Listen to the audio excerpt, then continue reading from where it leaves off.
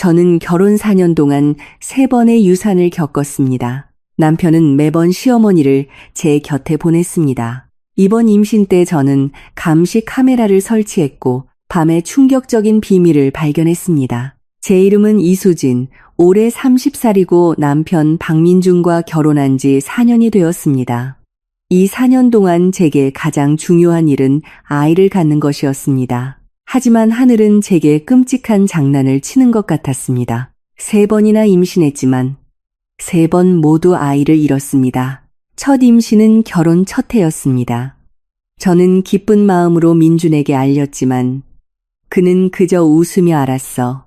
앞으로 쉬엄쉬엄 해라고 말할 뿐이었습니다. 그러고는 야근할 건 다 하고 회식 갈 건 다 갔습니다. 전혀 신경 쓰는 기색이 없었습니다. 그때 시어머니 김영희 씨가 저를 돌봐주겠다며 저희 집으로 들어오셨습니다. 민준이 바쁘니 당신이 제 몸조리를 돕겠다는 것이었습니다. 저는 시어머니가 진심으로 저를 아껴주신다고 생각하며 감동했습니다. 하지만 임신 2개월이 지났을 때 갑자기 복통과 함께 하혈을 시작했습니다. 저는 온몸을 떨며 민준에게 전화했지만 그는 중요한 회의 중이라며 시어머니와 먼저 병원에 가라고 했습니다. 시어머니의 부축을 받아 택시를 타고 병원에 갔고 의사는 아이를 지키지 못했다며 소파 수술을 해야 한다고 말했습니다. 수술대 위에서 저는 억울하고 아픈 마음에 눈물을 멈출 수가 없었습니다. 민주는 다음 날 아침이 되어서야 병원에 나타났습니다. 아침 식사 하나를 손에 들고 고생했어라고 말한 게 전부였습니다. 2번째 임신은 결혼 2년 차였습니다. 저는 극도로 조심했습니다. 무거운 것은 들지 않았고 식단도 인터넷에서 본 대로 철저히 관리했습니다. 하지만 시어머니는 매일같이 몸에 좋은 것이라며 온갖 종류의 보약을 다려주셨습니다. 그때는 별 생각 없이 이번에는 꼭 아이를 지키고 싶어하는 시어머니의 마음이라고만 생각했습니다. 하지만 임신 3개월이 지났을 때 또다시 사고가 났습니다. 그날 밤 갑자기 고열에 시달리며 온몸의 기운이 빠졌고 다음 날 또 유산을 했습니다. 이번에도 민주는 곁에 없었습니다. 지방으로 출장을 갔다고 했습니다. 또 시어머니가 저와 함께 병원에 갔습니다. 시어머니는 병실에서 한숨을 쉬며 제 몸이 약하다고 탓했고 여자들이 임신하는 게 뭐 그리 유별나냐고 말했습니다. 저는 침대에 누워 심장이 칼로 베이는 듯한 고통을 느꼈습니다. 아이를 잃은 슬픔뿐만 아니라 민준의 냉담함에 마음이 더 아팠습니다. 왜 다른 남편들은 아내의 유산에 가슴 아파하는데 그는 항상 그렇게 무심할 수 있는지 이해할 수 없었습니다. 3번째 임신은 작년이었습니다. 저는 이미 무감각해져 있었고 임신이 두려워지기까지 했습니다. 하지만 양가 부모님의 성화에 민준도 한 번만 더 해보자. 이번엔 잘 될지도 모르잖아라고 말했습니다. 마지막 희망을 품고 다시 아이를 가졌습니다. 이번에는 직장도 그만두고 집에서 태교에만 전념했습니다. 시어머니는 여전히 제 곁을 지키며 돌봐주셨습니다. 하지만 비극은 또다시 반복되었습니다. 임신 4개월째 저는 다시 유산했습니다. 이번에 민주는 근처에 있었지만 회사에 긴급 프로젝트가 생겼다며 또 시어머니를 저와 함께 병원에 보냈습니다. 수술이 끝난 후 저는 텅 빈 옆자리를 보며 결국 민준에게 전화를 걸었습니다. 저는 울면서 물었습니다. 민준 씨, 당신 나를 신경 쓰긴 한 거야? 우리 아이들을 신경 쓴 적은 있어? 왜 내가 아플 때마다 당신은 내 곁에 없는 거야? 민주는 전화기 너머에서 잠시 침묵하더니 말했습니다. 수진아, 신경 안 쓰는 게 아니야. 정말 바빠서 그래. 어머니가 옆에서 돌봐주시잖아. 뭐가 달라? 쓸데없는 생각 말고 몸조리나 잘해. 그의 말에 제 마음은 차갑게 식어버렸습니다. 어머니가 곁에 있으면 똑같다니 제가 필요한 건 남편의 위로와 관심이지 매번 시어머니를 보내 무마하려는 태도가 아니었습니다. 이 3번의 유산 동안 매번 시어머니가 저와 함께 병원에 갔고 의사는 매번 제 몸이 너무 약하거나 배아 발달이 좋지 않은 것 같다고 말했습니다. 하지만 저는 마음속 깊은 곳에서 무언가 잘못되었다고 느꼈습니다. 평소 건강하고 큰 병도 알아본 적이 없는데 왜 임신만 하면 문제가 생기는 걸까요? 그리고 유산하기 전마다 시어머니가 온갖 보약을 다려주시고 반드시 다 마시라고 강요했던 것이 생각났습니다. 전에는 깊이 생각하지 않았지만 세 번째 유산 후에는 그 보약에 문제가 있었던 것은 아닐까 하는 의심이 들기 시작했습니다. 이 생각이 한 번 들자 더 이상 떨쳐낼 수가 없었습니다. 민준에게는 말할 수 없었습니다. 그는 분명 제가 유난을 떤다고 생각하며 시어머니 편을 들 것이 뻔했습니다. 친정 부모님께도 말씀드릴 수 없었습니다.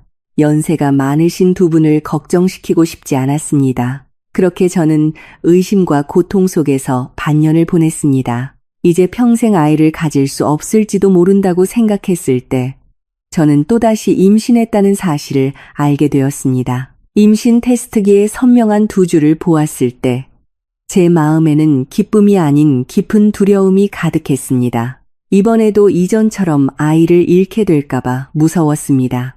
하지만 포기할 수도 없었습니다. 이 아이는 제 네 번째 아이였고 저는 모든 힘을 다해 이 아이를 지키고 싶었습니다. 민주는 제 임신 소식을 듣고도 여전히 알았어. 어머니가 잘 돌봐주실 거야. 너도 돌아다니지 말고 라며 무덤덤했습니다. 시어머니는 오히려 기뻐하며 그날 바로 짐을 싸서 저희 집으로 오셨습니다. 24시간 제 곁을 지키겠다고 했습니다. 시어머니는 예전처럼 매일 보약을 다리고 온갖 음식을 만들어 주셨습니다. 하지만 저는 그 음식들을 보며 마음속으로 불안감을 느꼈습니다. 더 이상 예전처럼 수동적으로 당할 수는 없었습니다. 저는 지난 3번의 유산의 진실을 밝혀내야 했습니다. 만약 정말 제 몸에 문제가 있다면 받아들이겠지만 누군가 뒤에서 음모를 꾸민 것이라면 절대로 용서하지 않을 것입니다. 고민 끝에 저는 몰래 감시 카메라를 설치하기로 결심했습니다. 시어머니와 민준이 없는 틈을 타 거실 화분과 침실 책장에 각각 소형 카메라를 설치했습니다. 친구를 통해 구한 이 카메라는 매우 작아서 쉽게 발견되지 않을 것이었습니다. 카메라 설치를 마친 순간 저는 긴장과 기대를 동시에 느꼈습니다. 진실을 찾고 싶었지만 그 진실이 제가 가장 마주하고 싶지 않은 모습일까봐 두려웠습니다. 그 후 며칠 동안 저는 겉으로는 예전처럼 시어머니의 말에 순종하는 척했습니다. 시어머니가 주시는 것은 무엇이든 마시고 시키는 대로 했습니다.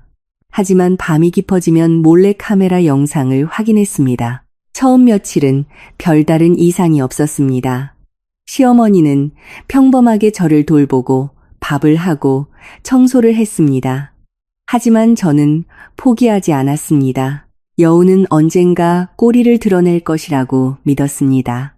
임신 2개월이 다 되어가던 어느 날 밤 저는 물을 마시기 위해 잠에서 깼다가 습관처럼 휴대폰으로 감시 카메라를 확인했습니다. 그리고 화면 속 장면에 저는 온몸이 얼어붙는 듯한 충격을 받았습니다. 그날 밤 저는 잠을 설쳤습니다.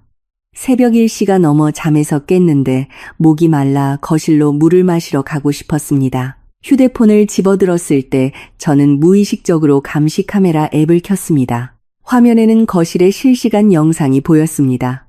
시어머니 김영희 씨는 자지 않고 소파에 앉아 있었습니다. 손에는 작은 종이 포장을 들고 거실의 희미한 조명 아래서 조심스럽게 흰색 가루를 꺼내 제가 낮에 마시다 남긴 물컵에 넣었습니다. 그리고는 가루가 완전히 녹을 때까지 숟가락으로 젓는 것이었습니다. 제 손에서 휴대폰이 바닥으로 떨어졌습니다.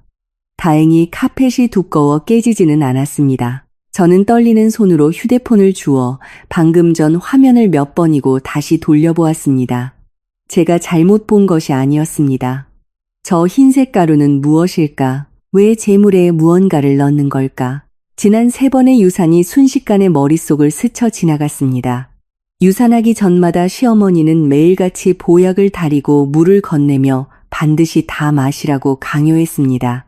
설마 그 보약과 물에 모두 저런 것을 넣었던 걸까요? 저는 두근거리는 마음을 진정시키고 시어머니가 아직 거실에 있는지 확인하기 위해 조용히 침실을 나섰습니다. 침실 문가에 다가서자 시어머니가 낮은 목소리로 통화하는 소리가 들렸습니다. 걱정 마세요. 제가 약을 넣었어요. 이번에는 절대 아이를 지키지 못할 거예요.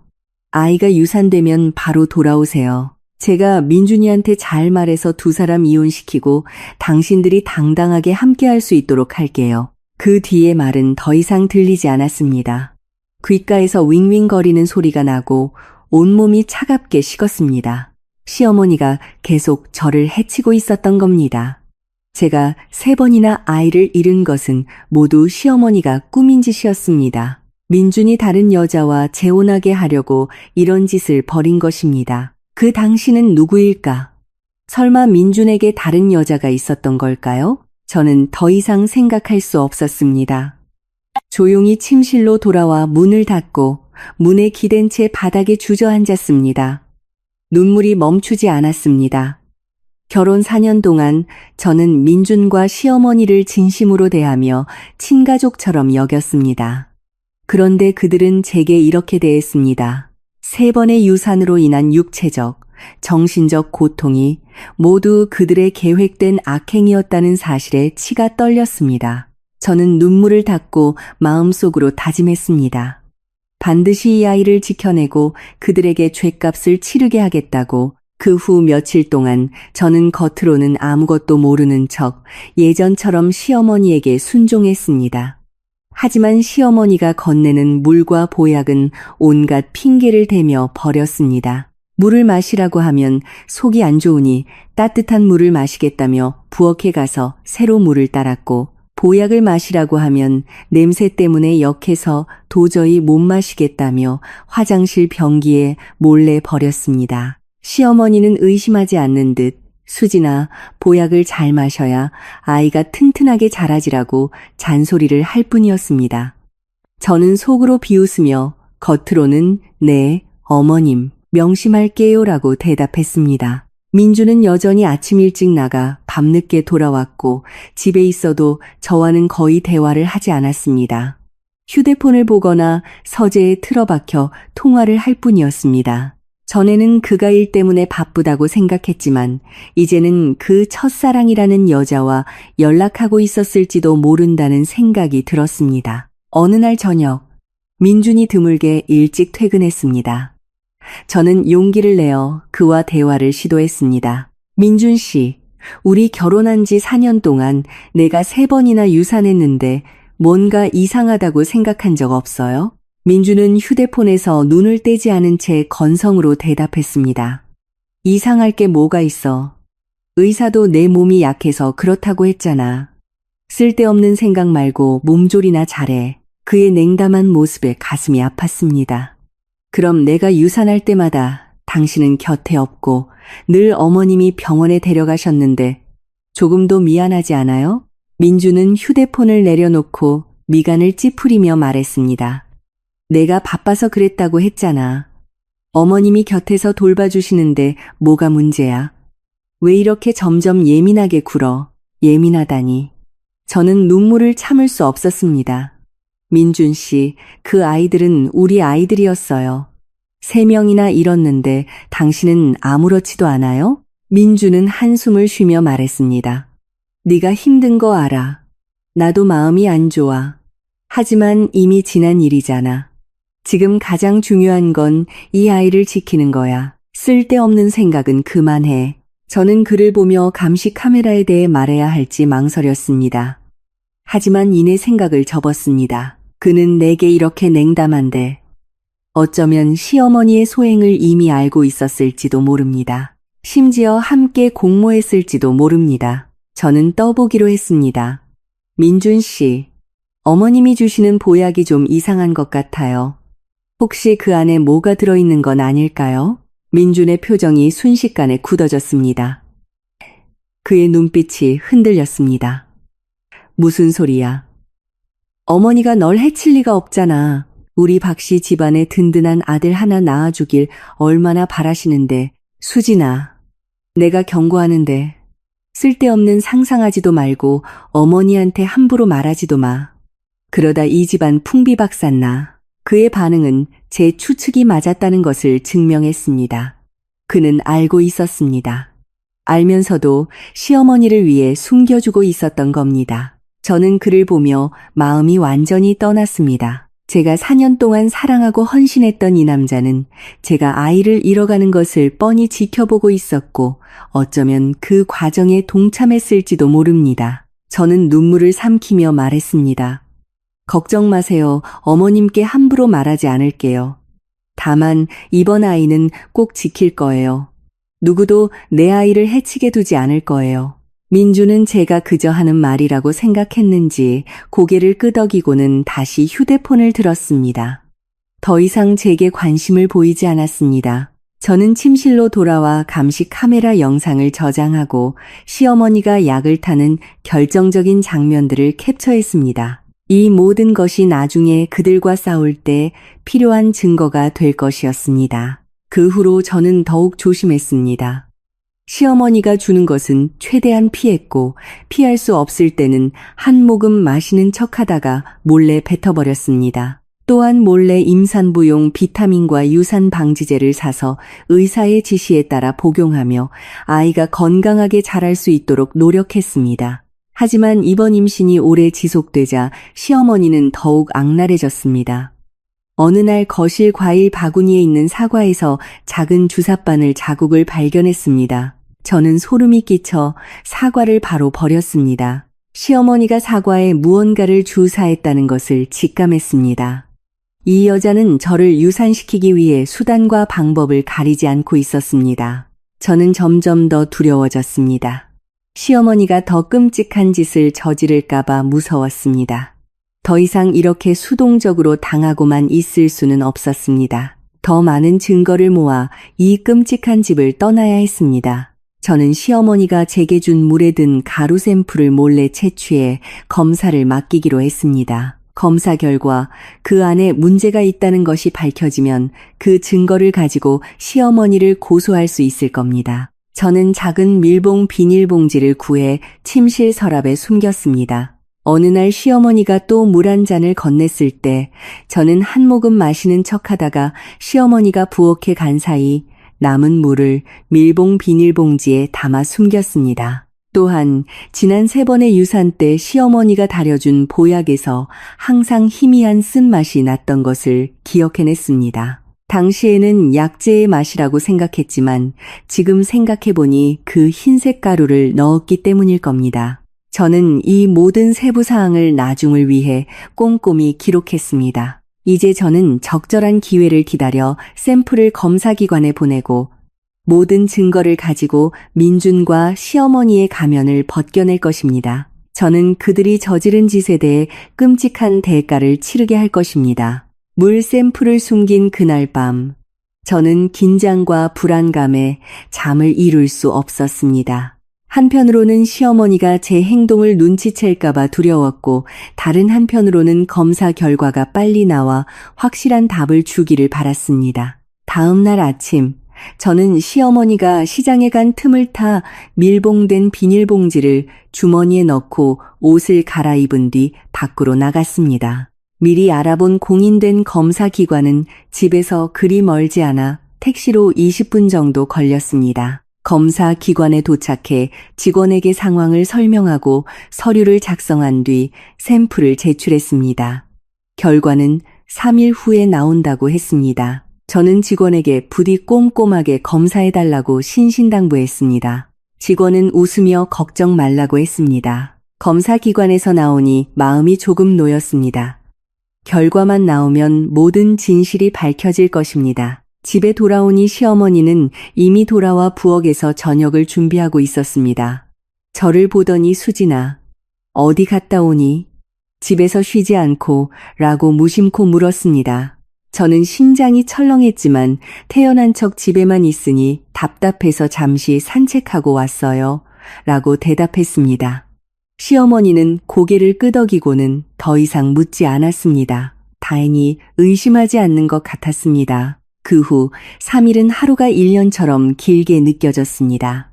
매일 검사 결과를 기다리면서도 결과가 제가 생각하는 그대로일까봐 두려웠습니다. 만약 샘플에 정말 문제가 있다면 그것은 제 3번의 유산이 모두 시어머니의 소행이라는 것을 의미하고 민주는 그 사실을 알면서도 묵인했거나 심지어 가담했을 가능성이 컸습니다. 이런 생각을 하니 온몸이 떨렸습니다. 그 3일 동안 시어머니는 여전히 매일같이 보약을 다리고 물을 건넸지만 저는 매번 핑계를 대며 거절했습니다.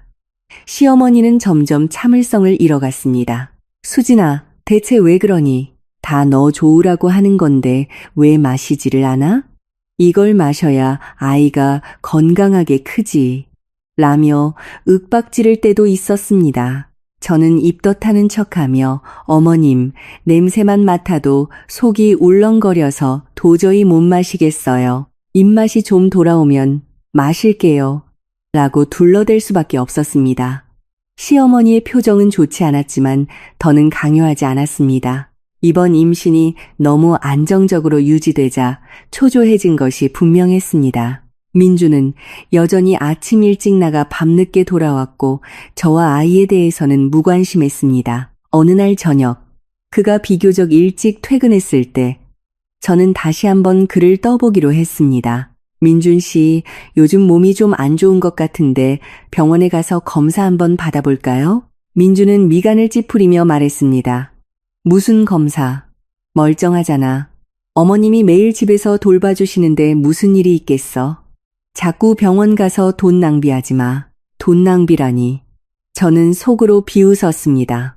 우리 아이가 3번이나 유산되었을 때도 무심했던 당신이 이제 내가 검사를 받고 싶다니까 돈 낭비라고 말하는군요. 민준 씨, 당신 정말 아이 아빠 맞아요?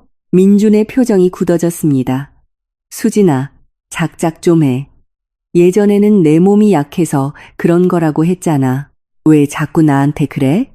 지금 임신 중인데 쓸데없는 생각 좀 그만하고 조용히 지낼 수 없어? 그의 말은 비수처럼 제 심장에 박혔습니다.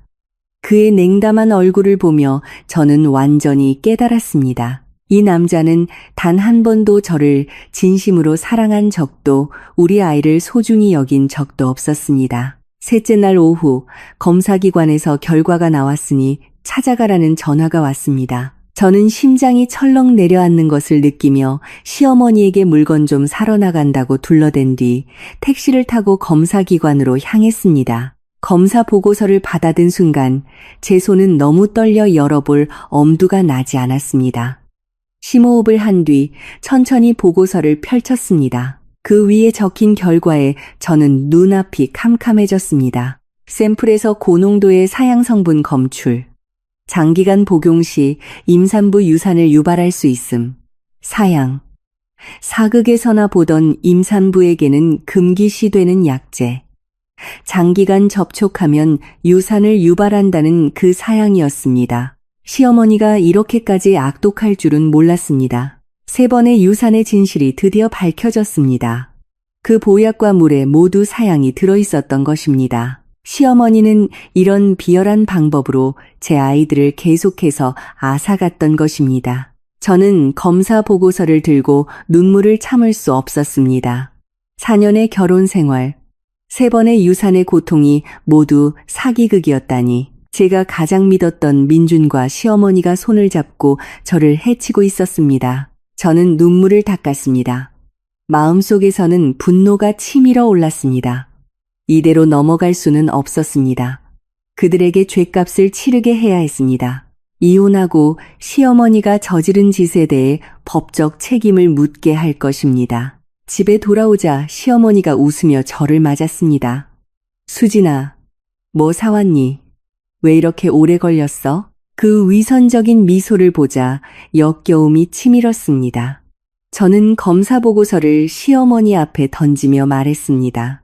어머님 직접 보세요. 제 물에 뭘 넣으셨는지. 시어머니는 검사 보고서를 집어들고는 얼굴이 새하얗게 질렸습니다. 손이 떨리기 시작했습니다. 수진아, 이게 무슨 소리니? 난 이런 거 볼 줄 몰라. 내가 언제 내 물에 뭘 넣었다고 그래? 억울하게 누명 씌우지 마라. 누명이요? 저는 비웃으며 휴대폰을 꺼내 그날 밤의 감시 카메라 영상을 틀었습니다. 직접 보세요. 이게 그날 밤 어머님이 제 물에 흰 가루를 넣는 영상이에요. 그리고 이 검사 보고서에는 그 물에서 사양이 나왔다고 분명히 적혀 있고요. 어머님은 바로 이 사양으로 제 아이를 3번이나 유산시킨 거예요. 시어머니는 영상과 검사 보고서를 보고 더 이상 버틸 수 없었는지 다리에 힘이 풀려 바닥에 주저앉았습니다. 그녀는 울면서 말했습니다. 수진아, 미안하다. 내가 일부러 그런 게 아니야. 나도 어쩔 수 없었어. 어쩔 수 없었다고요? 저는 그녀를 노려보며 물었습니다. 누가 시켰는데요? 민준 씨예요? 두 분이 처음부터 공모한 거죠? 바로 그때 민준이 퇴근해서 들어왔습니다. 거실의 험악한 분위기를 보고 미간을 찌푸리며 물었습니다. 무슨 일이야? 왜들 이래? 저는 민준을 보며 검사 보고서와 휴대폰을 그의 앞에 내밀었습니다. 박민준 씨, 직접 보세요. 당신 어머니가 뇌물의 사양을 타서 나를 3번이나 유산시켰어요. 당신도 이미 알고 있었죠. 두 사람이 함께 꾸민 짓이죠. 민준은 영상과 보고서를 보고는 얼굴이 굳어졌습니다. 그는 황급히 시어머니를 부축하며 말했습니다. 어머니, 이게 대체 어떻게 된 일이에요? 어떻게 이런 짓을 하실 수가 있어요? 시어머니는 울면서 매달렸습니다. 민준아, 다 너를 위해서 그런 거야. 그 여자가 그랬어. 수진이가 아이를 못 낳으면 네가 이혼하고 자기한테 올 거라고. 그러면 내 회사도 더 크게 키워주고 너를 성공시켜주겠다고 했단 말이야. 엄마는 그냥 네가 더 잘 되길 바랐을 뿐이야. 그 여자 역시 민준의 외도 상대였습니다. 저는 분노와 실망감에 가득 차 민준을 쳐다봤습니다. 민준 씨, 그 여자는 누구예요? 당신들 대체 무슨 관계죠? 이미 오래전부터 만나고 있었던 거죠? 민준은 제 눈을 피했습니다.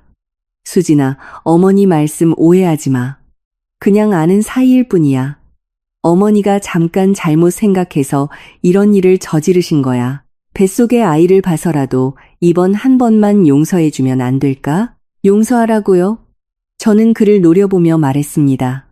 당신 어머니는 내 아이 셋을 죽였고 지금 뱃속의 아이까지 해치려 했어요. 그런데 나더러 용서하라고요? 그리고 당신 정말 아무것도 몰랐다고요? 몰랐는데 왜 내가 유산할 때마다 곁에 없었죠? 왜 내가 당신 어머니를 의심했을 때 오히려 그 사람 편을 들었죠? 민주는 제 질문에 아무 대답도 하지 못하고 정말 몰랐어. 그냥 일이 바빴을 뿐이야. 수진아, 미안해. 다 내 잘못이야. 내가 너한테 너무 무심했어. 우리에게 한 번만 더 기회를 주면 안 될까라고 빌기만 했습니다. 기회? 저는 비웃었습니다. 이미 기회는 충분히 줬어요.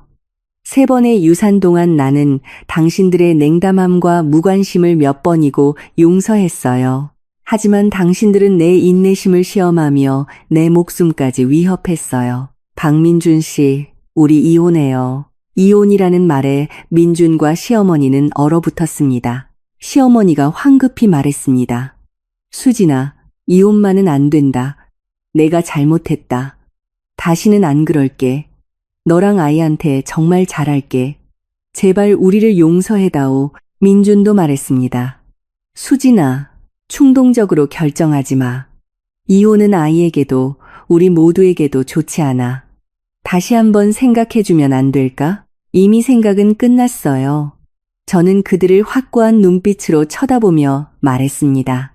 이 집에서는 단 하루도 더 머물고 싶지 않아요. 당신들은 나뿐만 아니라 태어나지도 못한 내 새 아이에게 씻을 수 없는 상처를 줬어요. 나는 당신들이 저지른 짓에 대해 반드시 끔찍한 대가를 치르게 할 거예요. 말을 마친 저는 침실로 들어가 간단한 짐을 쌌습니다.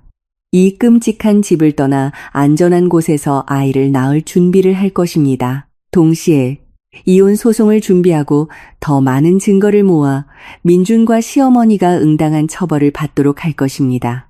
하지만 제가 예상치 못했던 것은 민준과 시어머니가 저를 그냥 보내주지 않으리라는 것이었습니다. 그들은 저를 막아섰고 제 손에 있는 증거를 빼앗으려 했습니다. 힘든 싸움이 시작될 것임을 직감했습니다. 저는 짐을 챙겨 현관으로 향했습니다. 문을 열려는 순간 민준이 달려와 제 팔을 거칠게 붙잡았습니다. 이수진, 어딜 가? 당신이 가면 아이는 어떡하라고?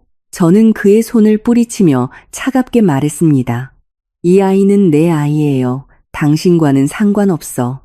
내가 떠나야 이 아이가 안전해. 이 집에 있다가는 당신들 손에 죽을지도 몰라. 시어머니도 달려와 문 앞을 막아서며 울부짖었습니다. 수진아, 엄마가 잘못했다. 정말 잘못했어. 한 번만 더 기회를 다오. 앞으로는 너랑 아이한테 정말 잘할게. 다시는 그런 어리석은 짓 안 할게. 기회? 저는 그녀의 위선적인 얼굴을 보며 혐오감을 느꼈습니다. 당신이 내 아이를 3번이나 죽일 때는 왜 내게 기회를 줄 생각은 안 했죠? 이제 와서 잘못했다고? 너무 늦었어요. 민준의 표정이 굳어지며 험악하게 말했습니다. 이수진, 너무 심하게 굴지 마. 어머니도 다 나 잘 되라고 그런 거야. 악에는 없었어. 만약 당신이 이 집을 나가면 아이도 돈도 한 푼도 못 가져갈 줄 알아. 저는 그를 보며 비웃었습니다. 박민준 씨, 내가 돈 때문에 당신과 결혼한 줄 알아요? 지난 4년간 내가 당신을 위해 얼마나 헌신했는지 당신 스스로 잘 알 텐데요. 그리고 아이는 내가 낳고 기를 거예요. 당신과는 아무 상관없어. 꿈깨. 민준이 한 걸음 다가와 제 가방을 뺏으려 했습니다. 가방 안에는 검사 보고서, 감시 카메라 영상 백업, 그리고 제 신분증과 통장 등 중요한 증거들이 들어 있었습니다. 이 증거들은 다 가짜야. 네가 이걸 들고 나가서 헛소문 퍼뜨리게 둘 수 없어. 저는 가방을 품에 꼭 안고 뒤로 물러섰습니다. 박민준 씨, 다가오지 마. 이건 전부 진짜 증거야. 당신이 뺏어봤자 소용없어. 이미 여러 군데 백업해뒀으니까. 당신이 이 가방을 뺏어가도 나는 당신과 당신 어머니를 고소할 수 있어. 시어머니는 민준이 가방을 뺏지 못하자 저를 붙잡고 늘어졌습니다. 그녀는 제 팔을 있는 힘껏 잡아 끌며 말했습니다. 수진아, 우리 말 좀 들어. 그냥 여기 남아. 우리 가족 다 같이 잘 지내면 안 되겠니? 그녀의 힘에 팔이 아팠습니다. 저는 발버둥 치며 소리쳤습니다. 이거 놔요. 나는 당신들 같은 뱀, 같은 사람들과는 같이 못 살아. 우리가 몸싸움을 벌이는 동안 제 휴대폰이 울렸습니다. 친정엄마였습니다. 저는 이때다 싶어 소리쳤습니다. 우리 엄마 전화예요. 지금 당장 놓지 않으면 엄마한테 다 말해서 엄마가 와서 판단하게 할 거예요. 민준과 시어머니는 서로를 쳐다보더니 잠시 멈칫했습니다. 그들은 불같은 성격의 저희 엄마를 알고 있었고 엄마가 진실을 알게 되면 온 동네가 떠들썩하게 될 것을 두려워했습니다. 그 틈을 타 저는 그들의 손을 뿌리치고 전화를 받았습니다. 엄마, 수진아, 괜찮니? 요즘 몸은 어때? 아빠랑 네가 보고 싶어서 한번 가보려고. 엄마, 나 괜찮아. 저는 눈물을 참으며 말했습니다. 오지 마세요. 지금 제가 밖에 나갈 일이 좀 있어서요. 일 끝나면 제가 찾아뵐게요. 나간다고? 임신한 몸으로 어딜 가? 엄마가 의아하게 물었습니다. 혹시 민준이랑 시어머니가 너 괴롭히니? 엄마의 걱정스러운 목소리에 저는 결국 눈물을 터뜨렸습니다. 엄마, 그 사람들이 내 아이를 3번이나 죽였어. 이번에도 뱃속의 아이를 해치려고 해. 저는 엄마에게 자초지종을 간단히 설명했습니다. 전화기 너머의 엄마는 분노에 차 소리쳤습니다. 그 천하의 몹쓸 것들, 어떻게 그렇게 악독할 수가 있어? 수진아, 무서워하지 마. 엄마 아빠가 지금 당장 너 데리러 갈게. 문 앞에서 기다려. 다치지 않게 조심하고. 전화를 끊고 저는 민준과 시어머니를 쳐다보며 말했습니다. 우리 부모님이 곧 여기로 오실 거예요. 더 이상 저를 막을 생각 마세요. 민준의 얼굴은 굳어졌습니다. 제가 이렇게 빨리 부모님께 알릴 줄은 몰랐던 것입니다. 시어머니도 당황하며 민준의 팔을 잡고 말했습니다. 민준아, 어쩌면 좋으냐. 사돈어른이 알게 되면 집안이 뒤집어질 텐데. 민준은 미간을 찌푸리며 생각하더니 말했습니다. 어쩔 수 없지. 일단은 붙잡아도. 일이 잠잠해지면 그때 다시 얘기하자. 정 안 되면 돈이라도 줘서 입을 막아야지. 나는 당신들 돈 필요 없어요. 저는 그들을 노려보며 말했습니다. 내가 원하는 건 이혼이고 당신들이 저지른 죗값을 치르는 것뿐이에요. 얼마 지나지 않아 부모님이 도착했습니다. 두 분은 문에 들어서자마자 제 빨개진 눈과 민준, 시어머니의 굳은 얼굴을 보고 상황을 짐작했습니다. 엄마는 민준에게 달려가 그의 코앞에서 소리쳤습니다. 박민준, 이 양심도 없는 놈아. 우리 수진이가 너한테 뭘 잘못했는데 내 엄마랑 짜고 이런 짓을 해. 3번의 유산이야. 다 너희 박씨 집안 핏줄인데 어떻게 그럴 수가 있어. 아빠도 분노에 몸을 떨며 민준에게 말했습니다. 박서방, 우리가 수진이를 자네에게 맡긴 건 잘 보살펴달라는 뜻이었네. 그런데 자네는 이렇게 우리 딸을 대했어. 자네가 우리와 수진이에게 떳떳할 수 있겠나? 민준은 부모님의 꾸지람에 고개를 숙인 채 아무 말도 하지 못했습니다. 시어머니가 변명하려 했지만 사부인, 그게 오해십니다. 저도 잠깐 정신이 나갔을 뿐, 잠깐 정신이 나가서 3명의 목숨을 해쳐? 엄마가 그녀의 말을 끊었습니다. 당신 같은 사람은 천벌을 받아야 해. 엄마는 제 손을 잡고 말했습니다. 수진아, 엄마랑 가자. 이 집엔 더 이상 발도 들이지 마. 엄마가 집에 가서 너 잘 돌봐줄게. 너랑 아이 꼭 평안하게 해줄게. 민준이 황급히 막아섰습니다. 아버님, 어머님, 진정하세요. 오해가 있으신 겁니다. 제 설명을 좀 들어보세요. 설명은 듣지 않겠다. 아빠가 차갑게 말했습니다. 변명은 곧 사실을 은폐하려는 것이고 은폐하려는 것은 곧 사실이라는 뜻이다. 우리는 이미 수진이를 자네와 이혼시키기로 결정했다. 당장 이혼 서류에 도장 찍어. 그렇지 않으면 법정에서 보자. 민준이 무언가 더 말하려 했지만 엄마는 이미 제 손을 끌고 밖으로 나가고 있었습니다. 저런 놈이랑은 말 섞을 필요도 없어. 가자. 수진아, 앞으로는 저런 인간들이랑은 상종도 하지 마. 저는 부모님을 따라 그 끔찍한 집을 나왔습니다. 아빠 차에 올라타 차가 출발하는 순간 저는 뒤를 돌아 그 집을 보았습니다. 마음속에는 미련 대신 해방감만이 가득했습니다. 친정집에 돌아오자 엄마는 서둘러 제게 먹을 것을 차려주고 푹 쉬라고 했습니다. 아빠는 옆에 앉아 한숨만 쉬었습니다. 다 우리 잘못이다. 그때 박서방과 그 어머니의 인성을 제대로 살피지 못해서 네가 이렇게 큰 고생을 하게 했구나. 저는 아빠의 손을 잡으며 말했습니다. 아빠, 두 분 잘못이 아니에요. 제가 눈이 멀어 사람을 잘못 본 거죠.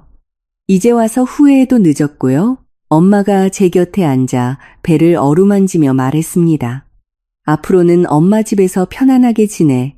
엄마가 매일 맛있는 거 해주고 잘 돌봐줄게. 꼭 이 아이 평안하게 낳게 해줄게. 그 후로 저는 친정집에서 안정을 되찾았습니다. 부모님은 저를 지극정성으로 돌봐주셨고 덕분에 제 마음과 몸은 점점 건강해졌습니다. 그러는 동안 저는 변호사를 선임하여 이혼 소송을 준비했습니다. 감시 카메라 영상, 검사 보고서, 그리고 지난 3번의 유산 진료 기록을 모두 정리하여 변호사에게 제출했습니다. 변호사는 이 증거들이 시어머니의 고의 상해와 민준의 묵인을 입증하기에 충분하며 승소 확률이 매우 높다고 말했습니다. 그 기간 동안 민준은 제게 수없이 전화를 걸고 메시지를 보내며 사과하고 용서를 구했지만 저는 그를 모두 차단했습니다. 시어머니도 저희 엄마에게 전화를 걸어 울면서 사정했지만 엄마는 욕을 한바탕 퍼붓고 전화를 끊어버렸습니다. 어느 날 변호사로부터 민준과 시어머니가 협의 이혼을 원한다는 연락이 왔습니다.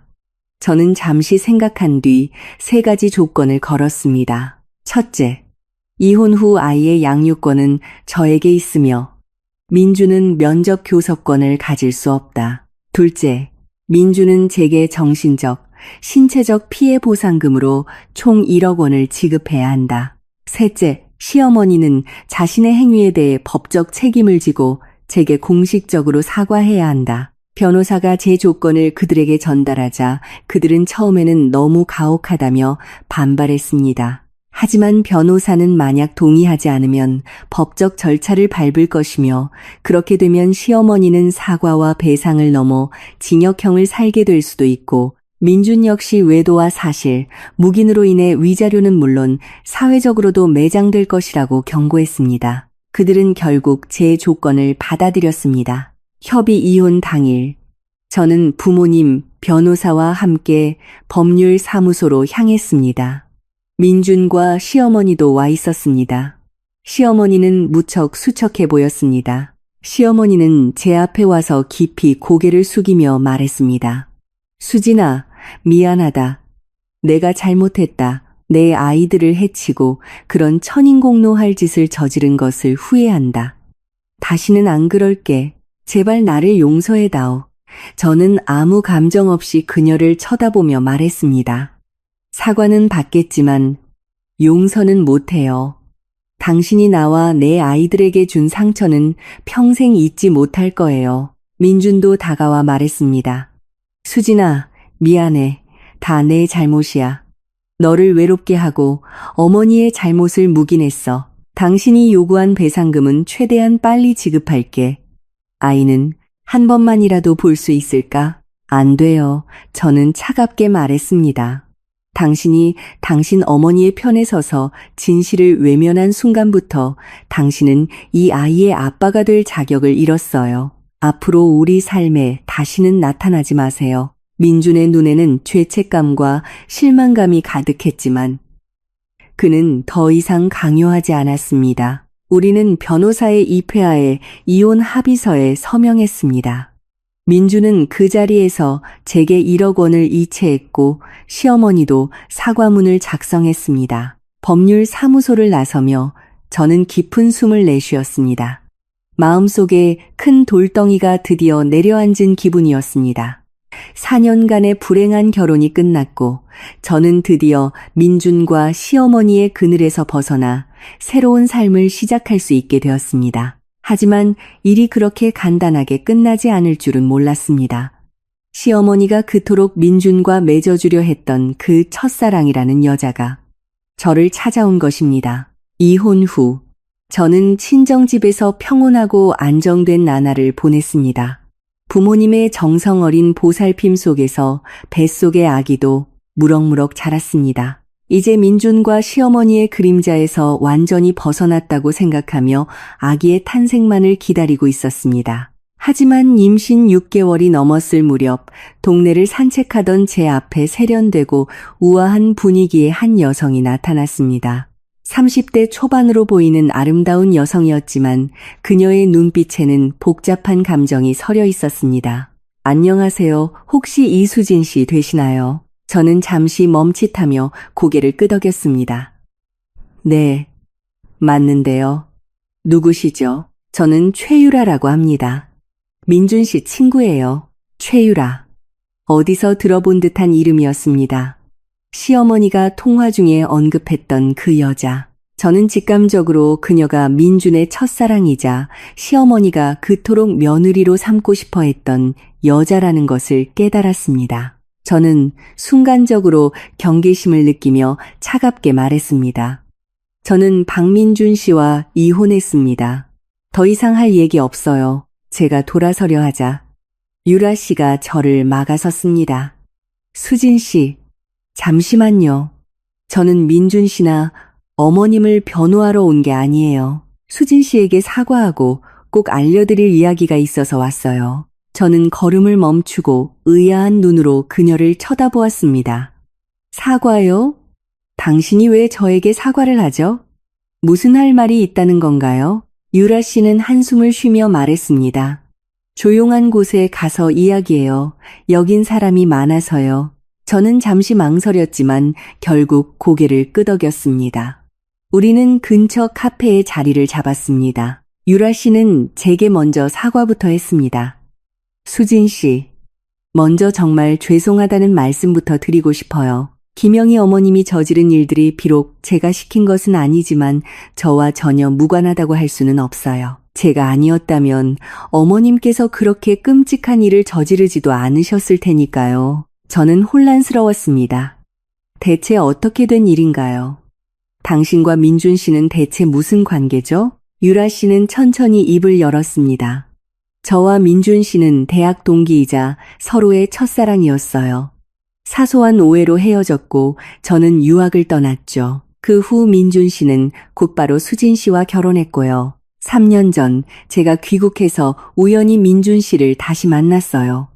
그동안의 오해도 풀었죠. 민준 씨는 마음속에 계속 제가 있었다고 수진 씨와의 결혼은 집안의 성화 때문이었을 뿐 사랑하지 않는다고 말했어요. 그녀는 말을 이었습니다. 저는 당신들의 가정을 파괴할 생각은 전혀 없었어요. 저에게는 이미 결혼을 약속한 사람이 있었거든요. 그런데 어머님께서 어떻게 아셨는지 저를 찾아오셨어요. 수진 씨가 아이를 낳지 못해 박 씨 집안의 대가 끊기게 생겼다며 저를 처음부터 마음에 안 들어 했다고 하시더군요. 그러면서 제가 민준 씨와 다시 만나주기만 하면 어떻게든 두 사람을 이혼시키겠다고 하셨어요. 저는 단호하게 거절했어요. 약혼자가 있으니 민준 씨와는 절대 그럴 수 없다고요. 하지만 어머님은 듣지 않으셨어요. 당신이 스스로 민준 씨를 떠나게 만들 방법이 있다고 하시더군요. 저는 어머님이 그런 끔찍한 방법으로 수진 씨를 유산시킬 줄은 꿈에도 몰랐어요. 며칠 전 민준 씨가 저를 찾아와 이혼했다고 말했어요. 어머님이 수진 씨를 유산시킨 일로 법적 처벌을 받게 될지도 모른다고요. 그러면서 제 약혼자에게 모든 사실을 폭로했다며 저와 다시 시작하고 싶다고 하더군요. 그때서야 저는 어머님이 얼마나 무서운 일을 저질렀는지 알게 됐어요. 정말 죄책감이 들었어요. 제가 아니었다면 수진 씨가 그런 고통을 겪지 않았을 텐데요. 그래서 오늘 수진 씨를 찾아온 거예요. 사과하고 모든 진실을 말씀드리고 싶었어요. 저는 이미 약혼자와 오해를 풀었고 민준 씨에게도 평생 다시 볼 일 없을 거라고 확실히 말했어요. 유라 씨의 말을 듣고 저는 만감이 교차했습니다. 모든 비극의 근원은 민준의 미련과 시어머니의 집착, 그리고 이기심이었습니다. 유라 씨가 직접적으로 저를 해치지는 않았지만 그녀의 존재가 시어머니의 광기를 부추긴 것은 사실이었습니다. 하지만 그녀의 눈빛은 진심이었고 제게 직접 찾아와 사과하고 모든 것을 밝힌 것을 보면 나쁜 사람은 아니라는 생각이 들었습니다. 알려줘서 고마워요. 이 일의 주된 책임은 박민준 씨와 시어머니에게 있어요. 당신 탓만은 아니니 너무 자책하지 마세요. 유라 씨는 말했습니다. 어쨌든 저도 책임이 있어요. 수진 씨, 걱정 마세요. 민준 씨와는 다시는 연락하지 않을 거예요. 그리고 제가 민준 씨의 외도 증거를 좀 가지고 있어요. 필요하시다면 드릴게요. 법적 절차에서 더 유리한 위치를 차지하는 데 도움이 될 거예요. 저는 마음이 움직였습니다. 비록 이혼은 했지만 시어머니의 행동은 명백한 고의상해 죄였습니다. 이대로 넘어갈 생각은 없었습니다. 유라 씨가 제공하는 증거가 있다면 민준과 시어머니에게 더 큰 죗값을 치르게 할 수 있을지도 모릅니다. 네, 고마워요. 괜찮으시다면 증거를 제게 주세요. 유라 씨는 가방에서 USB를 꺼내 제게 건넸습니다. 여기 민준 씨와 나눈 대화 기록과 그가 제게 돈을 보내고 선물을 준 내역이 있어요. 그의 외도를 증명할 수 있을 거예요. 그리고 김영희 어머님과의 통화 녹음도 있는데 어떻게 수진 씨를 유산시킬 것인지에 대한 내용이 담겨 있어요. 도움이 될 거예요. 저는 USB를 받으며 진심으로 감사했습니다. 정말 고마워요, 유라 씨. 제가 해야 할 일인걸요. 수진 씨, 부디 아기와 함께 평안하고 행복하게 지내세요. 앞으로 민준 씨나 어머님이 또 괴롭히면 꼭 제게 알려주세요. 우리는 잠시 더 이야기를 나누고 헤어졌습니다. 그녀의 뒷모습을 보며 저는 이 기구한 이야기 뒤에 숨겨진 또 다른 사연에 마음이 복잡해졌습니다. 하지만 유라 씨의 등장은 제게 정의의 빛 한 줄기를 보여준 것 같았습니다. 집에 돌아와 USB의 내용을 확인했습니다. 대화 기록과 통화 녹음은 확실한 증거였습니다. 민주는 대화 속에서 저에 대한 불만과 유라 씨에 대한 그리움을 수차례 표현했고, 시어머니는 통화 녹음에서 어떻게 제게 사양을 먹여 유산시켰는지 자랑스럽게 이야기하고 있었습니다. 이 증거들을 보며 제 마음속 분노는 다시 타올랐습니다. 저는 시어머니의 법적 책임은 물론 민준의 외도와 방조에 대해서도 더 큰 대가를 치르게 하겠다고 다짐했습니다. 저는 이 증거들을 변호사에게 제출했습니다. 변호사는 이 증거들이 결정적이라며 시어머니를 고의 상해죄로, 민준을 외도 및 손해배상 청구로 추가 기소할 수 있다고 말했습니다. 네, 변호사님.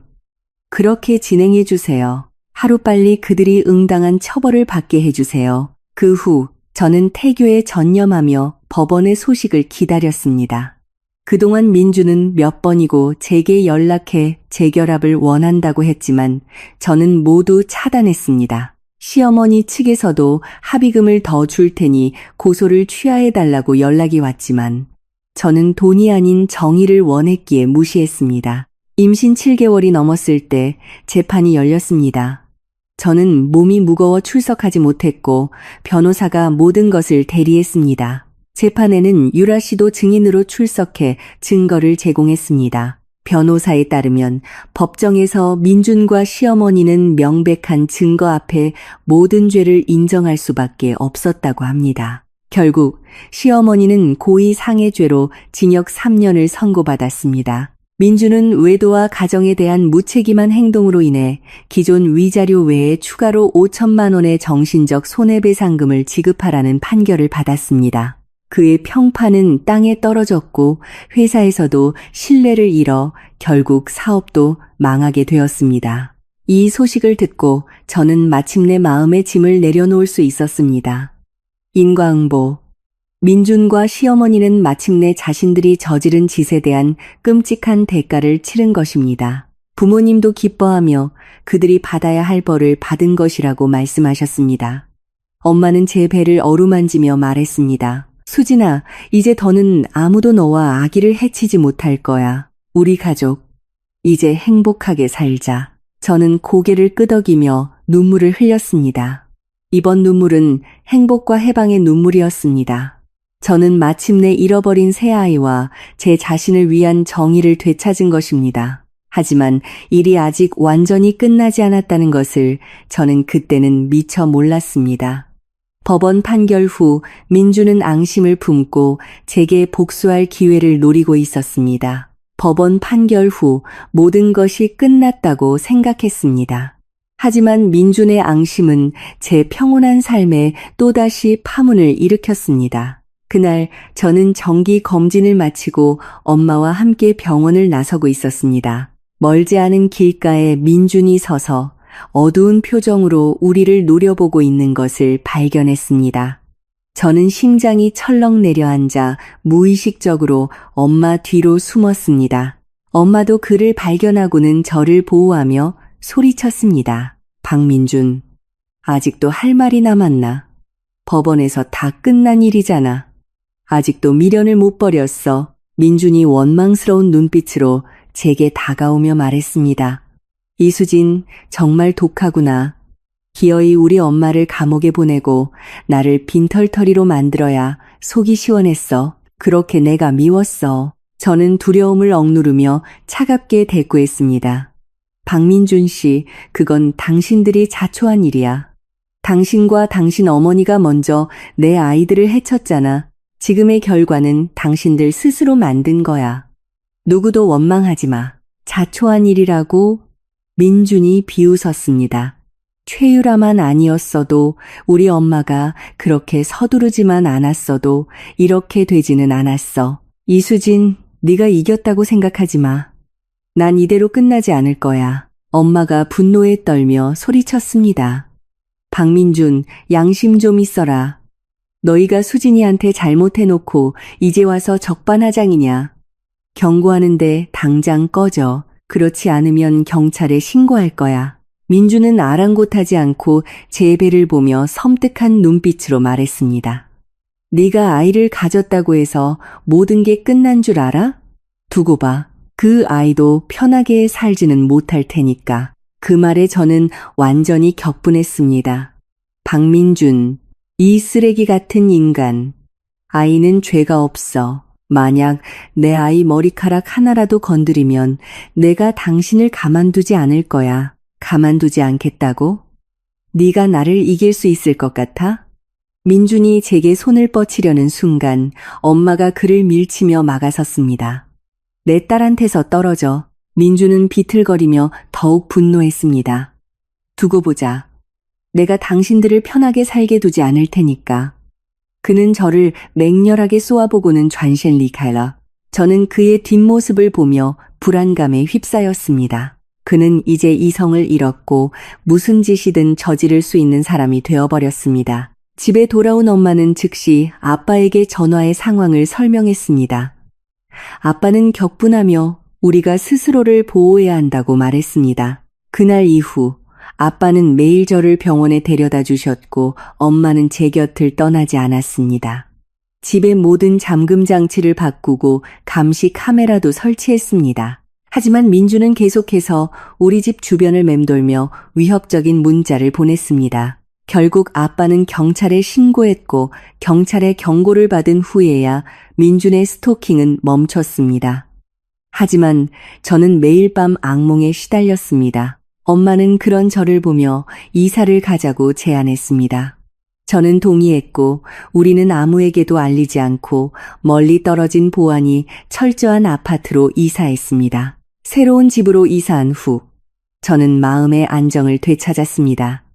휴대폰 번호도 바꾸고 민준과의 모든 연락을 끊었습니다. 그러던 어느 날 최유라 씨에게서 전화가 왔습니다. 그녀는 민준의 친구를 통해 제 소식을 들었다며 저를 걱정하고 있었습니다. 그리고 충격적인 소식을 전해주었습니다. 수진 씨, 민준 씨 회사가 최근 큰 문제에 부딪혔어요. 그의 평판이 나빠지면서 많은 고객들이 등을 돌렸고 자금난으로 거의 파산 직전이에요. 지금은 빚쟁이들에게 쫓기는 신세가 됐다고 해요. 그 소식을 듣고도 제 마음속에는 동정심 대신 통쾌함만이 느껴졌습니다. 그가 저지른 짓에 대한 당연한 대가였습니다. 유라 씨는 그가 이제 저를 괴롭힐 여유가 없을 것이라며 안심시켜 주었습니다. 그 말을 듣고 저는 비로소 마음을 놓을 수 있었습니다. 저는 평온한 마음으로 아기의 탄생을 기다렸습니다. 임신 9개월이 넘었을 때 진통이 시작되었습니다. 아빠는 즉시 저와 엄마를 병원으로 데려갔습니다. 엄마는 산부인과 밖에서 저를 응원하며 말했습니다. 수진아, 무서워하지 마. 엄마가 너랑 아기 기다리고 있을게.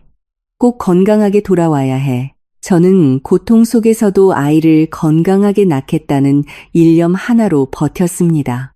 얼마 지나지 않아 우렁찬 아기 울음소리와 함께 제 아들이 태어났습니다. 의사 선생님이 웃으며 말했습니다. 축하합니다. 3.3kg의 건강한 아들이에요. 아기의 울음소리를 듣는 순간 저는 눈물을 참을 수 없었습니다. 그것은 행복과 감사의 눈물이었습니다. 의사 선생님이 아기를 제 곁으로 데려왔습니다.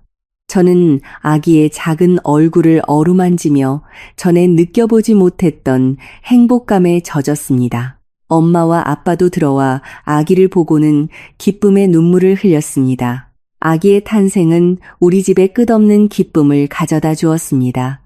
저는 아기에게 준우라는 이름을 지어주었습니다. 앞으로 평안하고 건강하게 자라기를 바라는 마음에서였습니다. 준우는 순하고 착해서 먹고 자는 것 외에는 거의 울지 않았습니다. 저는 엄마가 되는 행복에 흠뻑 빠져 매일 준우의 사랑스러운 얼굴을 보며 과거의 모든 고통과 억울함을 잊었습니다. 이제 제 삶은 햇살과 희망으로 가득 찰 것이라고 믿었습니다. 하지만 저는 몰랐습니다. 준우의 100일 잔치가 열리던 날, 박민준의 어머니 김영희 씨가 뜻밖의 출소하여 저를 찾아오리라는 것을. 준우의 100일 잔치 날 부모님은 가까운 친척 몇 분을 초대해 조촐한 파티를 열었습니다. 모두가 준우를 둘러싸고 귀엽다고 칭찬하며 건강하게 자라기를 기원했습니다. 저는 이 따뜻한 풍경을 보며 행복감에 젖어 민준과 시어머니에 대한 생각은 까맣게 잊고 있었습니다. 하지만 파티가 거의 끝날 무렵 초인종이 울렸습니다. 엄마가 문을 열자마자 "어떻게 오셨어요?" 라며 비명을 질렀습니다. 저는 불길한 예감에 현관으로 달려갔고 문 앞에 서 있는 김영희 씨를 발견했습니다. 그녀는 허름한 옷차림에 몹시 수척해진 모습이었습니다. 김영희 씨의 시선은 제 품에 안긴 준우에게 고정되어 있었습니다. 그 눈빛에는 갈망과 죄책감, 그리고 탐욕이 뒤섞여 있었습니다. "내 손주 좀 보러 왔다." 그녀가 쉰 목소리로 말하며 집 안으로 들어오려 했습니다. "우리 박씨 집안 핏줄인데 내가 볼 권리가 있어." 아빠가 그녀를 막아서며 말했습니다. "김 여사, 아직도 정신을 못 차렸소? 우리 수진이한테서 3명의 아이를 앗아가 놓고 이제 와서 준우까지 해치려는 거요? 당장 돌아가시오. 그렇지 않으면 경찰을 부르겠소." 해치려는 게 아니에요. 그녀가 울부짖었습니다. "제가 잘못했어요. 감옥에서 매일같이 후회하고 반성했어요. 그냥 손주 얼굴 한 번만 보고 싶어서 그래요. 한 번만 보고 바로 갈게요." 저는 준우를 안고 뒤로 물러서며 차갑게 말했습니다. "어머님은 준우를 볼 자격이 없어요. 제 아이들을 3번이나 죽일 때는 이런 날이 올 줄 몰랐나요? 준우는 제 아들이고 당신들 박씨 집안과는 아무 상관없어요." "왜 상관이 없어? 제 몸에는 우리 집안 피가 흐르고 있는데." 그녀가 흥분해서 소리쳤습니다. "내 유일한 손주야. 반드시 봐야겠어." 엄마가 분노에 떨며 말했습니다. "김 여사, 양심 좀 있으세요. 당신들 집안이 우리 수진이한테 어떻게 했는데 이제 와서 손주 타령이에요? 어림도 없으니 당장 돌아가세요." 하지만 그녀는 막무가내로 울고불고 난리를 쳤습니다. 그 소리에 준우가 놀라 울음을 터뜨렸습니다. 저는 준우를 달래며 그녀를 향해 소리쳤습니다. "당장 여기서 나가세요. 제 아들을 놀라게 하지 마세요. 더 이상은 참지 않겠어요." 그녀는 울고 있는 준우를 보더니 갑자기 제 앞에 무릎을 꿇었습니다. "수진아, 내가 잘못했다. 내가 너한테 무릎 꿇고 빌게 제발 내 손주 한 번만 보게 해다오. 딱 한 번만." 친척 중 몇몇이 저를 설득하려 했지만 저는 단호했습니다. "안 돼요. 저는 제 아이를 자신의 형제들을 해친 사람과 엮이게 할 수 없어요. 당장 일어나서 돌아가세요. 그렇지 않으면 지금 바로 경찰에 신고할 거예요." 제가 정말 휴대폰을 들자 그녀는 겁을 먹고 자리에서 일어났습니다. 그녀는 눈물을 흘리며 말했습니다. "수진아, 내가 정말 잘못했다. 감옥에서 매일 후회했어. 그때 민준이 말만 듣지 말았어야 했는데 제발 한 번만 더 기회를 다오." "기회요?" 저는 비웃었습니다. "제 새아이가 다시 살아 돌아올 수 있나요? 제가 받은 고통이 사라지기라도 하나요? 더 이상 헛수고하지 마세요. 저는 당신을 용서하지도 준우를 보여주지도 않을 거예요. 다시는 우리 앞에 나타나지 마세요." 아빠가 전화를 드는 시랩을 하자 그녀는 결국 포기하고 돌아섰습니다. 그녀는 미련과 죄책감이 가득한 눈으로 계속 뒤를 돌아보며 떠났습니다. 저는 준우를 지키기 위해 어쩔 수 없는 선택을 했다고 생각하며 마음을 다잡았습니다. 그 후로 저는 김영희 씨가 다시 찾아올까봐 노심초사했습니다. 다행히 그녀는 다시 나타나지 않았습니다. 저는 드디어 그녀의 그늘에서 벗어났다고 생각했습니다. 하지만 보름 후 그녀는 민준과 함께 다시 저를 찾아왔습니다. 그날 오후 저는 준우와 함께 아파트 정원에서 햇볕을 쬐고 있었습니다. 갑자기 김영희 씨와 민준이 제게 다가왔습니다. 민준은 이전보다 훨씬 더 초췌하고 절망적인 모습이었습니다. 저는 준우를 안고 자리를 피하려 했지만 그들이 저를 막아섰습니다. 수진아, 잠시만. 민준이 쉰 목소리로 말했습니다. 해치려는 게 아니야. 그냥 준우 얼굴 한 번만 보고 싶어서 그래. 분명히 말했을 텐데요. 준우는 당신들과 아무 상관없다고. 저는 경계심을 늦추지 않았습니다. 김영희 씨가 눈물을 흘리며 말했습니다. 수진아, 우리 정말 아기는 없어. 민준이가 지금 너무 힘들어. 회사도 망하고 빚쟁이들한테 쫓기고 있어. 그냥 준우 얼굴 보고 살아갈 희망이라도 얻고 싶어서 그래. 그 사람이 어떻게 살든 저와는 상관없어요. 저는 차갑게 말했습니다. 당신들이 저버린 인연이에요. 당장 비키세요. 경찰 부르기 전에. 민준이 제 품에 안긴 준우를 보며 간절하게 말했습니다. 수진아, 내가 잘못했어. 너와 우리 아이들에게 정말 미안해. 매일 고통 속에서 살고 있어. 제발 준우 한 번만 안아보게 해줘. 딱 한 번만. 안 돼. 저는 단호하게 거절했습니다. 당신은 그럴 자격 없어. 내가 아이들을 잃고 고통스러워할 때 외면했던 당신이 이제 와서 아빠 행세를 하겠다고? 너무 늦었어. 민준이 울부짖었습니다. 내가 자격 없는 거 알아. 하지만 준우는 내 아들이기도 하잖아. 아빠로서 한 번만 안아볼 권리도 없어? 당신은 아빠가 아니야. 저는 소리쳤습니다. 당신이 김영희 씨의 편에 서서 진실을 외면하고 내가 고통받는 것을 방관했을 때부터 당신은 어떤 아이의 아빠가 될 자격도 잃었어. 우리의 싸움에 준우가 또다시 울음을 터뜨렸습니다. 저는 그들을 향해 소리쳤습니다. 당장 꺼져요. 내 아들 앞에서 소란 피우지 마. 제가 정말 경찰에 신고하려 하자 그들은 결국 포기했습니다. 김영희 씨가 민준의 팔을 끌며 말했습니다. 민준아, 가자. 더 이상 수진이랑 준우 괴롭히지 말자. 민준은 눈물을 흘리며 준우를 쳐다보았습니다. 수진아, 부디 준우 잘 키워줘. 건강하게 자랄 수 있도록 다시는 너희 앞에 나타나지 않을게. 그는 김영희 씨와 함께 천천히 돌아섰습니다. 그의 뒷모습은 미련과 절망으로 가득 차 보였습니다. 그들의 뒷모습을 보며 제 마음은 복잡했습니다. 비록 그들을 증오했지만 그들의 비참한 모습을 보니 통쾌하기보다는 씁쓸했습니다. 아마도 이것이 인과응보일 것입니다. 집에 돌아와 부모님께 이 사실을 알리자. 두 분은 분노하며 다음에는 반드시 경찰에 신고하라고 말씀하셨습니다. 그 후 민준과 김영희 씨는 정말 다시는 나타나지 않았습니다. 저는 그들이 마침내 우리를 포기했다고 생각했습니다. 하지만 한 달 후 저는 경찰로부터 민준의 사망 소식을 전해 들었습니다. 그는 한 폐창고에서 스스로 목숨을 끊었다고 했습니다. 그의 유품에서 제 연락처가 발견되어 연락했다고 경찰은 말했습니다. 그 소식을 듣고 저는 아무런 감정도 느끼지 못했습니다. 슬픔도 기쁨도 아니었습니다. 그저 복잡한 심정이었습니다. 그가 비록 저를 해쳤지만 그는 준우의 생물학적 아버지였습니다.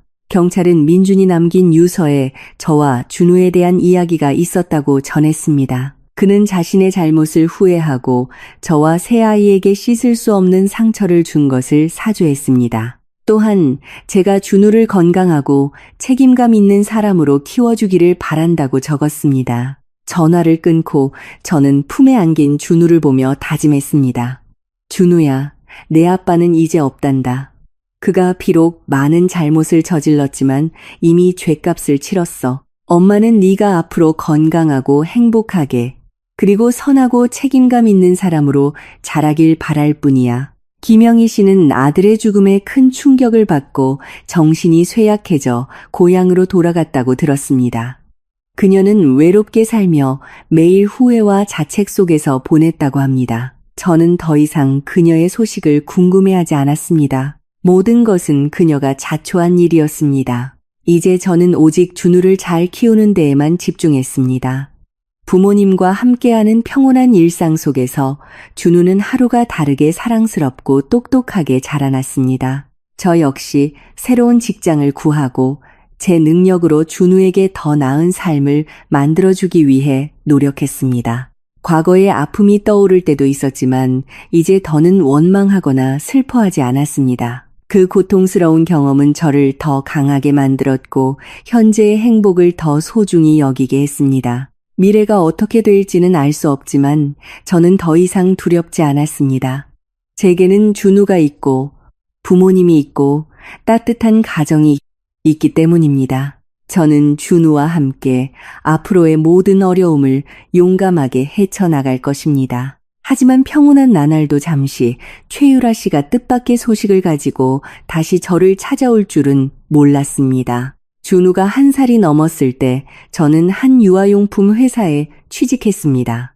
일과 육아를 병행하며 바쁘지만 행복한 나날을 보냈습니다. 어느 날 퇴근길에 집 앞에서 최유라 씨를 마주쳤습니다.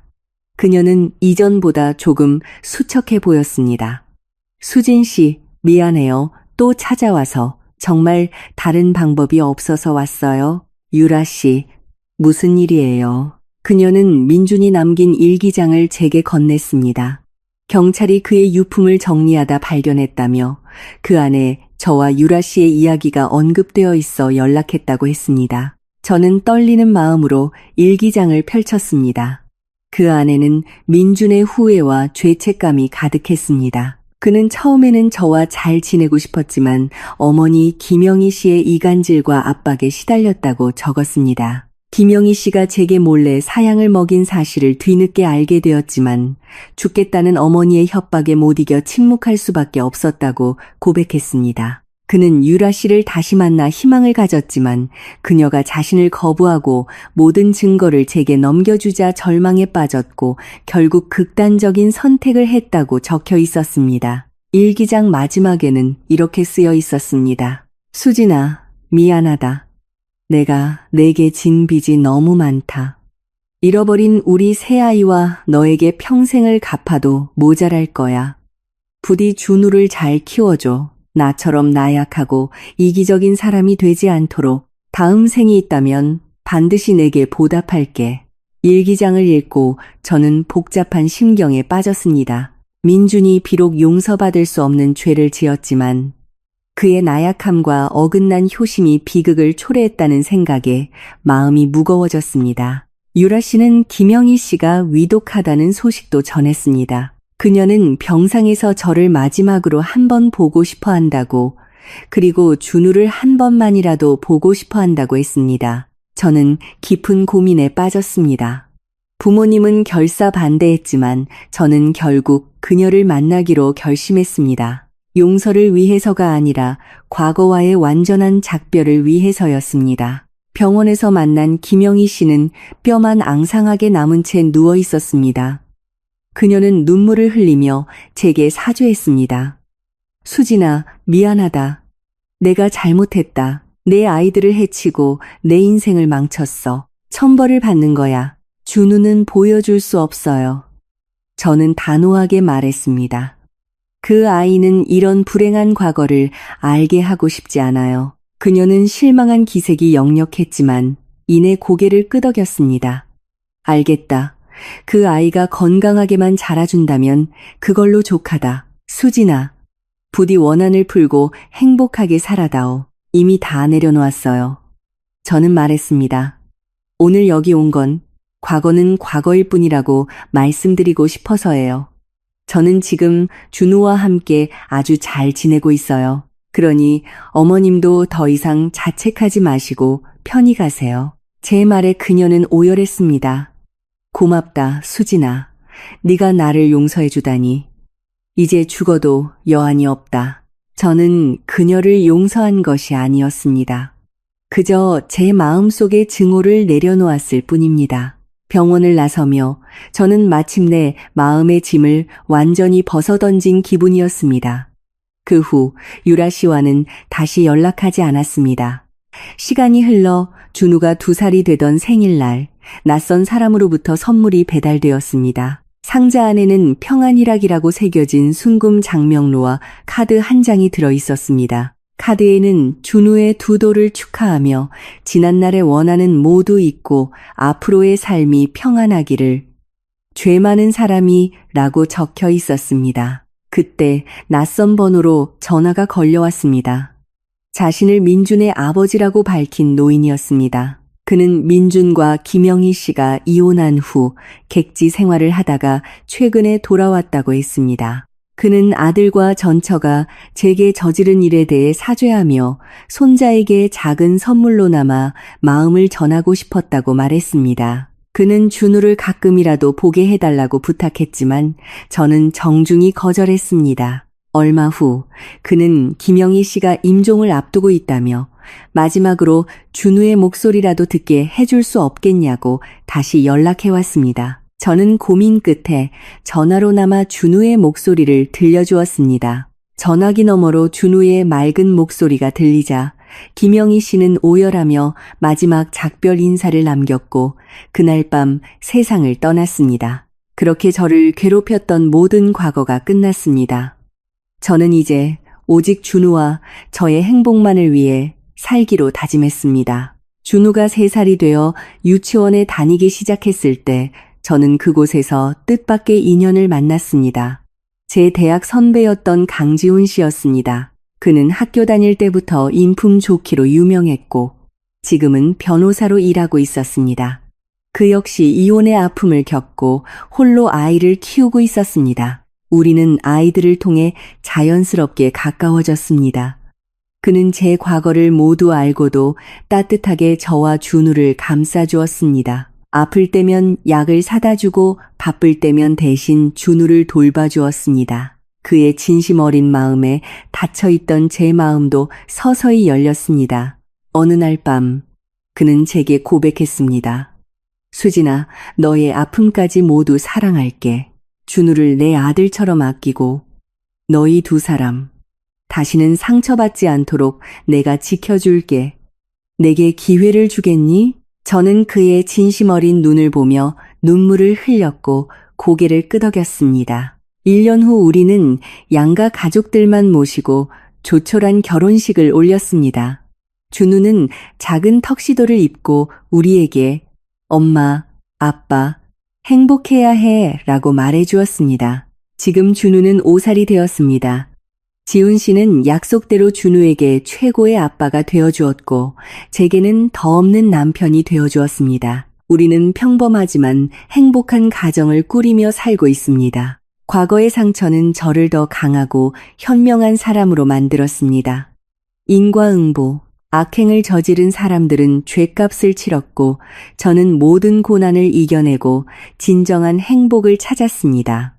저는 지금의 제 삶에 무척 만족합니다. 사랑하는 남편, 사랑스러운 아들, 건강한 부모님, 그리고 제가 좋아하는 일이 있습니다. 혹시 저와 비슷한 아픔을 겪고 계신 분이 있다면 절대 희망을 잃지 말라고 말해주고 싶습니다. 당신이 충분히 강하고 용감하다면 반드시 어둠을 헤치고 당신만의 햇살과 행복을 맞이할 수 있을 겁니다. 모든 선한 사람은 세상의 따뜻한 보살핌을 받을 자격이 있으니까요.